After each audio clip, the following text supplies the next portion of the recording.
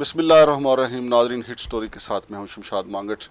ناظرین، یہ follow up story ہے جی ایف ایس، جس کو ہم نے یہ ایک ہاؤسنگ سوسائٹی کا انہوں نے ویسے نام رکھا ہے. میں نے آپ کو بتایا تھا کہ وہ کہتے ہیں، ان کا دعویٰ ہے گرین فیلڈ سروسز، لیکن ہم نے اس کو نام دیا ہے گرینڈ فراڈ سروسز، کیونکہ اتنا بڑا یہ فراڈ ہے کہ زمین تو ان کے پاس ہے نہیں اور لوگوں کو انہوں نے لوٹ لیا. جو پہلا پروگرام ہم نے کیا اس میں زیادہ تر جو فیڈ بیک ہے پاکستان کی بجائے بیرون ملک جو ہمارے پاکستانی ہیں، تارکین وطن ہیں، ان کی طرف سے فون آیا، کیونکہ ان کا کافی یہاں پہ سرمایہ کاری کروائی گئی. اور اس میں ناظرین آپ کو میں بتاؤں کہ سرمایہ کاری جس نے کروائی وہ ہے السادات مارکیٹنگ کمپنی. اب نام دیکھیں کتنا زبردست ہے، نام پہ تو بندہ مر مٹنے کو جی چاہتا ہے، لیکن کرتوت دیکھیں، شکل مومنہ کرتوت کافرہ. اب السادات مارکیٹنگ کا دھندا دیکھیں کہ اپنے ہی شہریوں کو فراڈیوں کے آگے ڈال دینا، ان کے پاس لے جانا، ان کی جیبیں خالی کروا دینا، ان کی جمع پونجی لٹوا دینا. اب یہ ایک تو ہوتا ہے کہ چلے ان کے پاس زمین ہے، وہاں پہ ڈیولپمنٹ ہو رہی ہے، کچھ ہوگا. 7 ونڈرز، ویسے ان کی کمپنی کا نام جی ایف ایس جو میں نے بتایا، گرینڈ فراڈ سروسز. اور آج انہوں نے ایک اشتہار بھی چلوایا کہ جناب ہمارے پاس تو بہت کچھ ہے اور ہم یہ کر دیں گے وہ کر دیں گے. ویسے سارا دھندا جو ہے فراڈ کا جو بنیاد ہے یہ اشتہارات ہیں، اور اسی لیے آر ڈی اے بھی، سی ڈی اے بھی، حتیٰ کہ جہاں بھی یہ جو سوسائٹی ہوتی ہے، متعلقہ اتھارٹی جو ان کو منع کرتی ہے کہ آپ مارکیٹنگ نہیں کریں گے، آپ کے پاس این او سی نہیں ہے، آپ کے پاس ایل او پی نہیں ہے، آپ مارکیٹنگ نہیں کریں گے. لیکن فراڈیوں کو پتہ ہوتا ہے کہ بھی نہیں بھی کریں گے تو واردات تو اگر ہم نے کرنی ہے اب کرنی ہے، اس لیے وہاں پہ ایک وہ بورڈ لگاتے ہیں، بورڈ یعنی گیٹ بڑا بناتے ہیں، اس کے اوپر بورڈ لگاتے ہیں، پھر اس کے بڑے بڑے اشتہارات جو ہیں وہ اسلام آباد میں لگا دیتے ہیں. اب اس جی ایف ایس کا دیکھیں المیہ کہ یہ کہتے ہیں ہمارے پاس زمین جو ہے وہ فتح جنگ میں ہے، زمین فتح جنگ میں ہے. دفاتر انہوں نے بیورلے سینٹر اسلام آباد میں بنایا ہوا ہے. اب اسلام آباد کا جو انتظامیہ ہے وہ کوئی ایک بندہ بھی ان کو جا کے پوچھنے کو تیار نہیں ہے کہ بھائی صاحب آپ نے یہ کس کھاتے میں یہاں پہ دفتر کھولا ہوا ہے. اگر آپ کی زمین فتح جنگ میں ہے تو فتح جنگ روڈ پہ جا کے دفتر بنائیں یا اپنے سائٹ آفس میں جا کے بیٹھ کے کام کریں. یہ کیسے ہو سکتا ہے کہ لوگوں کو یہ چکمہ دینا کہ زمین فتح جنگ میں ہے کہ جی سوسائٹی اسلام آباد میں رجسٹرڈ ہے، حالانکہ نہ یہاں پہ رجسٹرڈ ہے نہ اٹک میں رجسٹرڈ ہے. اٹک کی جو انتظامیہ ہے موقع پہ گئی، انہوں نے وہاں پہ 2-4 گروندے بنائے ہوئے تھے اس کو گرایا اور وہاں پہ باقاعدہ آپریشن ہوا. اور ناظرین پھر میں آپ کو اس میں یہ بھی بتا دوں کہ معاملہ یہاں تک نہیں ہے، بے شک ان کے آپ جو انہوں نے اشتہار چلوائے ہیں فراڈیوں نوسر بازوں کے، دیکھیں نام میں بھی آپ کو دیکھیں G F S grand fraud service. ویسے ایک دوست نے مجھے بیرون ملک سے فون کر کے کہا کہ مانگٹ صاحب ان کو آپ گرینڈ فراڈ سروسز کا نام نہ دیں بلکہ گرینڈ فراڈ ہاؤسنگ سکیم کا نام دیں. نام تو ویسے یہ بھی ان کے اوپر بڑا فٹ آتا ہے. اور ان کا جو روح رواں ہے، جو ان کا ہیڈ ہے جو ان کو آگے لے کے چل رہا ہے، اس کا نام ہے عرفان واحد. میں نے آپ کو بتایا تھا نا کہ یہ عرفان واحد ہے اسلام آباد میں پنڈی میں جس نے کرپشن کے جناب علی نئے ریکارڈ اب قائم کیے ہیں.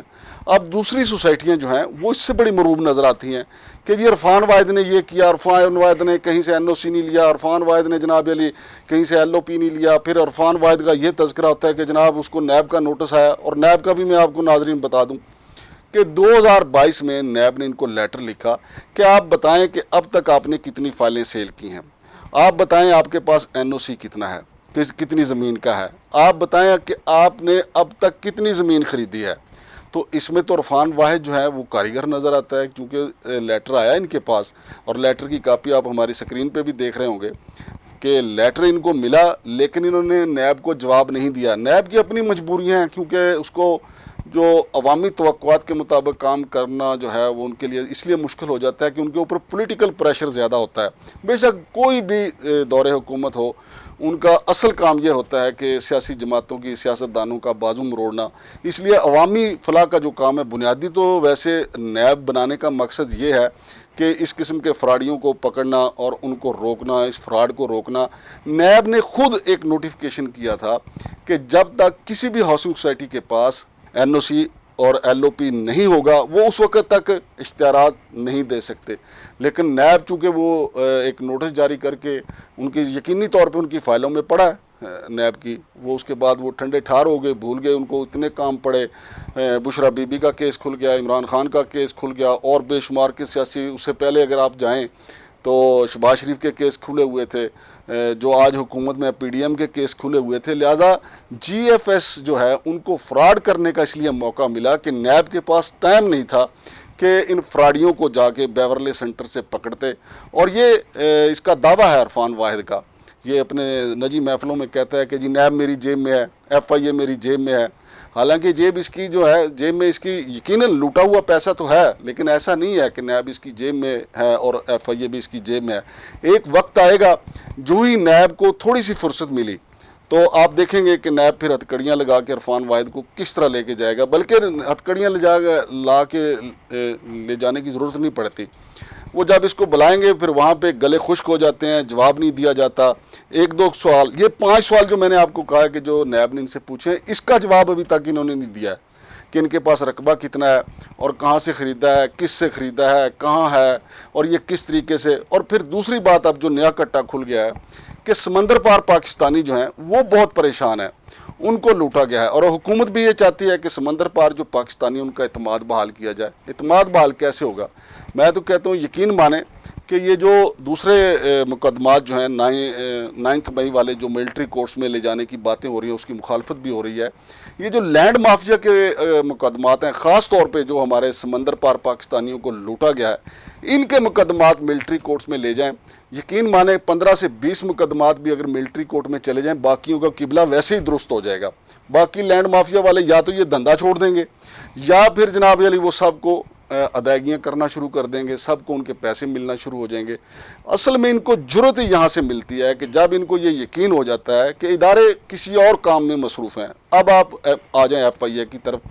ایف آئی اے میں بھی ان کا معاملہ ہے. اب ایف آئی اے کو بھی دیکھیں تو پچھلے اگر 2-3 سال دیکھیں تو ایف آئی اے کو بھی اپنا سر میں خارج کرنے کا ان کے پاس وقت نہیں ہے، سیاسی ان کے پاس زیادہ معاملات ہیں.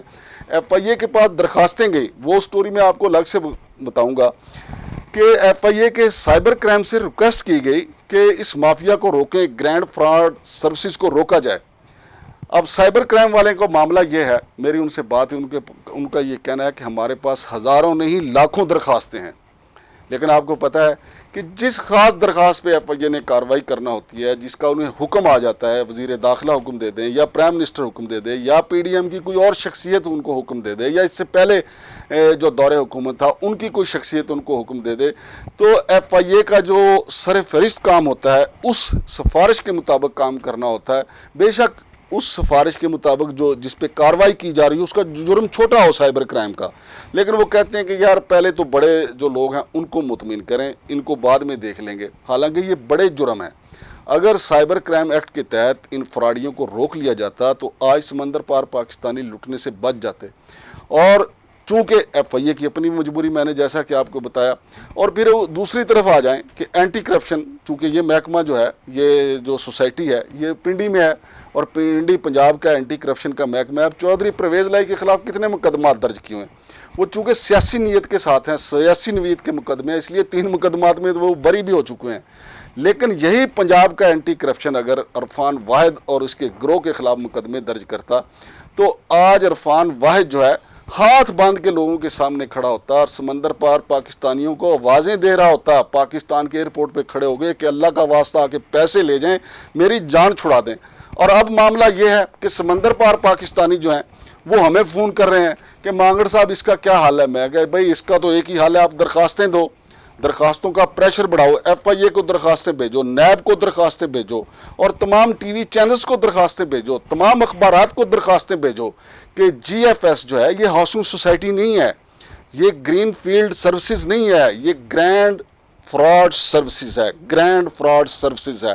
اور اس کا جو سرگنا ہے وہ ہے عرفان واحد.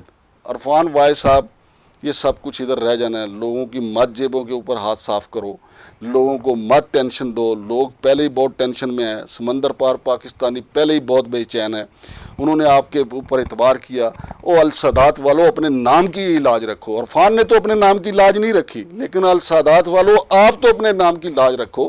کسی کو تو آپ کو جواب دہ ہونا ہے نا. السادات کتنا معتبر نام ہے اور آپ نے اس کو فراڈ میں جھونک دیا ہے. تو ناظرین اس کی فالو اپ سٹوری جو ہے وہ اس سے بھی زیادہ خوفناک ہے، چونکہ وی لاگ میں لوگ 10 سے 12 منٹ ہی بڑا مشکل برداشت کرتے ہیں. اور سمندر پار جو پاکستانی دوست ہیں ان سے میں نے وعدہ کیا تھا کہ میں اس میں مزید انکشافات کروں گا کہ جی ایف ایس والے کیا کر رہے ہیں، کیا ان کا دھندا ہے. اور پھر میں آگے آپ کو بتاؤں گا کہ سائبر کرائم والوں نے ان کے خلاف کیا کیا ہے، ایف آئی اے میں ان کا معاملہ کیوں ٹھنڈا ہے. اور نیب والوں سے بات کر کے بتاؤں گا کہ نیب والے کب ان پہ ہاتھ ڈالنے والے ہیں۔ شمشاد مانگٹ کو اجازت دیجیے، اللہ حافظ۔